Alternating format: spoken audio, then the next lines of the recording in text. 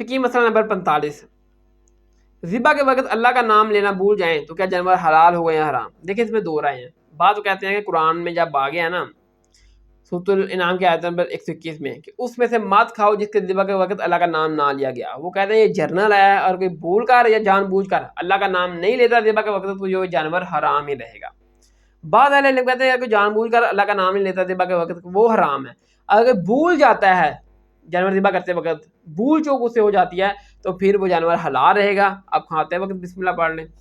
وہ دلیل دیتے ہیں، وہ صحیح بخاری میں 1933 کا نمبر ہے 1933 کہ نبی صلی اللہ علیہ وسلم نے فرمایا کہ جو شخص روزے کی حالت میں بھول کر کھا پی لے اس کا روزہ نہیں ٹوٹتا، وہ اپنا روزہ پورا کرے. کہتے ہیں روزے کی حالت میں جب روزہ نہیں ٹوٹتا، جو اگر کوئی بندہ بھول کر کھا پی لے تو قربانی کے جانور اگر کوئی بندہ ذبح کے وقت تکبیر پڑھنا بھول جائے وہ حلال رہے گا.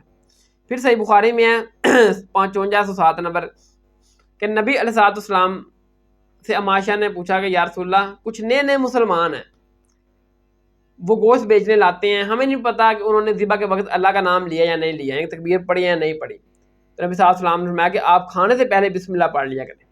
تو یہ بھی اس چیز کی اشارہ ہے کہ اگر کوئی بندہ تکبیر پڑھنا بھول جاتا ہے تو وہ جانور اس کا ان دلائل کی بنیاد پر پھر وہ اہل علم کہتے ہیں اس کا حلال ہی رہے گا، آپ کھانے کے وقت بسم اللہ پڑھ لیا کریں.